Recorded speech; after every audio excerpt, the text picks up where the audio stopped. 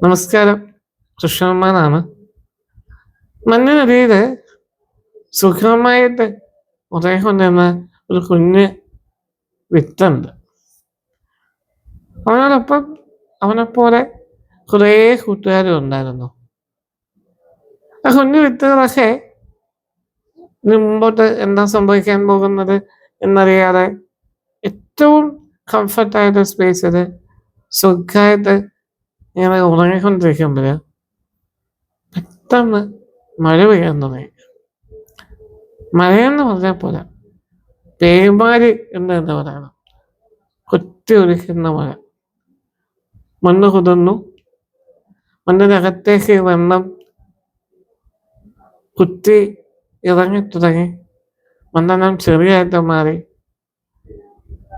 അവന് ഉറക്കമെന്നത് നോക്കുമ്പോൾ അവന് ചുറ്റും ഉണ്ടായിരുന്ന സുഹൃത്തുക്കളൊക്കെ ഇങ്ങനെ മരിച്ചുകൊണ്ടിരിക്കുക, നശിച്ചുകൊണ്ടിരിക്കുക. അവന് റിയലൈസ് ചെയ്യാണ്, ഞാനും ഇനി അധിക സമയം ഇല്ലാന്ന്, എൻ്റെ അവസാനം എടുക്കുകയാണ്.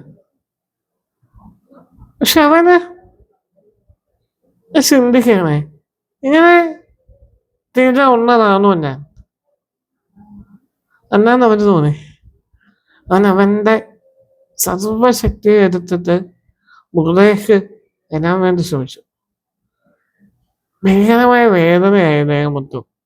അവസാനം ആ വിത്ത് പൊട്ടിപ്പുണർന്ന് ഒരു ചെറിയ പച്ച നാമ്പ്, ഒരു പുൽക്കുരി പോലെ ഒരു കുഞ്ഞു നാമ്പ് പുറത്തേക്ക് വന്നു. അവനെ ഇല്ലാതാക്കും എന്ന ഭരതൻ എന്ന മഴ അവൻ്റെ സുഹൃത്തായിട്ട് മാറി. അവനെ ചെറുകൊണ്ട് മൂടി ദ്രവിപ്പിച്ച് ഇല്ലാതാക്കിക്കൊണ്ടിരുന്ന ആ മണ്ണ് അവന് താഴേക്ക് പിടിച്ച് ബലത്തോടെ നിൽക്കാൻ കഴിയുന്ന സുഹൃത്തായിട്ട് മാറി. അവൻ്റെ ശത്രുക്കളൊക്കെ അവൻ്റെ മിത്രങ്ങളായിട്ട് മാറി. കുറച്ച് കഴിഞ്ഞപ്പോൾ അവന് തോന്നി, ഞാൻ ഇങ്ങനെ മുമ്പോട്ട് പോയാൽ പോരാന്ന്. അവൻ വീണ്ടും അവൻ്റെ ആ സ്പേസിനെ ബ്രേക്ക് ചെയ്യാൻ തീരുമാനിച്ചു. അങ്ങനെ അതിൻ്റെ എന്തൊരു പൂമുട്ടുണ്ടായി. ആ പൂമുട്ട് വിരിഞ്ഞ് നിറമുള്ളൊരു പുഷ്പം ഉണ്ടായി. ആ പുഷ്പത്തിൽ നിന്ന് നല്ല മണമുണ്ടായി. അവൻ്റെ നിറങ്ങൾ കണ്ട് അവൻ്റെ അതിലേക്കൂടെ പോയിരുന്ന മനുഷ്യന്മാരൊക്കെ അവൻ്റെ ഭംഗിയെ കുറിച്ച് സംസാരിക്കാൻ തുടങ്ങി. അവൻ്റെ സുഗന്ധം കേട്ട് ദൂരെ നിന്ന് ചിത്രശലഭങ്ങളും കുഞ്ഞ് പൂമ്പാറ്റകളൊക്കെ വന്നു തുടങ്ങി. തീർന്നു എന്ന് ഉറപ്പിച്ചെടുത്ത് നിന്ന് ഒരു ജീവനായിട്ട് അവൻ മാറി. ഇത് കേൾക്കുന്ന എൻ്റെ ഏറ്റവും പ്രിയപ്പെട്ട സുഹൃത്തുക്കളോട് പറയാനുള്ളത്, നമ്മുടെ കംഫർട്ട് സോൺ എന്ന് പറയുന്ന സാധനമാണ്. എന്നോട് ചോദിച്ചാൽ എൻ്റെ ലൈഫിൽ എനിക്ക് എന്താണ് കംഫർട്ട് സോൺ എന്ന് കഴിഞ്ഞ ഒരു 12-13 വർഷം അറിയാത്തതാണ്. എൻ്റെ അച്ഛൻ ജീവിച്ചിരുന്ന സമയത്ത് ഞാൻ കംഫർട്ട് സോൺ കഴിഞ്ഞിരുന്ന ഒരാളാണ്. ഞാൻ കണ്ടതും ഞാൻ അറിഞ്ഞതും എൻ്റെ അച്ഛനോടാണ്. എൻ്റെ ലൈഫിൽ ഒരു കാര്യത്തിലും ഞാനൊന്ന് മുമ്പോട്ട് പോകേണ്ടി വന്നിട്ടുണ്ട്. ചിന്തിച്ചതൊക്കെയും എൻ്റെ അച്ഛൻ എൻ്റെ മുമ്പിൽ കൊണ്ടുവന്ന് നിർത്തി തന്നിട്ടുണ്ട്, വച്ച് തന്നിട്ടുണ്ട്. പെട്ടെന്നൊരു ദിവസം ആ കംഫർട്ട് സോൺ എൻ്റെ അച്ഛൻ എൻ്റെ മുമ്പിൽ നിന്നാതെ പോയപ്പോൾ സമയത്ത് തീർന്നു എന്ന് കരുതിയതാണ്.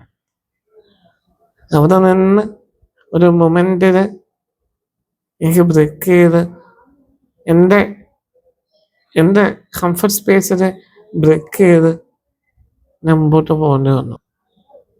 ആ ഒരു മൊമെൻ്റാണ് നിങ്ങളുടെ മുമ്പിൽ വർത്തമാനം പറയാൻ എന്നെ പ്രാപ്തനാക്കിയത്.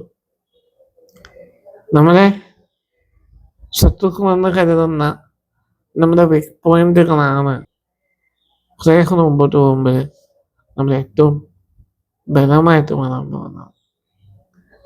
നമ്മുടെ ദൗർബല്യങ്ങളെ ഒന്ന് ഒബ്സർവ് ചെയ്യാൻ ശ്രമിക്കുക. ആ ദൗർബല്യങ്ങളെ എങ്ങനെ നമ്മുടെ ശക്തിയാക്കി മാറ്റാൻ കഴിയുമെന്ന് ആലോചിക്കുക. മുമ്പോട്ട് പോവുക. നിങ്ങളിൽ നിന്നും ഭംഗിയുള്ള നിറമുള്ള പുഷ്പങ്ങൾ ഉണ്ടാകും. അതിൽ നിന്ന് സുഗന്ധവും പുറത്തേക്ക് വരും. ആ നിറവും സുഗന്ധവും ആസ്വദിക്കാനായി നിങ്ങളെ തേടി ചിത്രശലഭങ്ങളും പൂമ്പറ്റകളും ഒന്നുകൊണ്ടേയിരിക്കും. Thank you.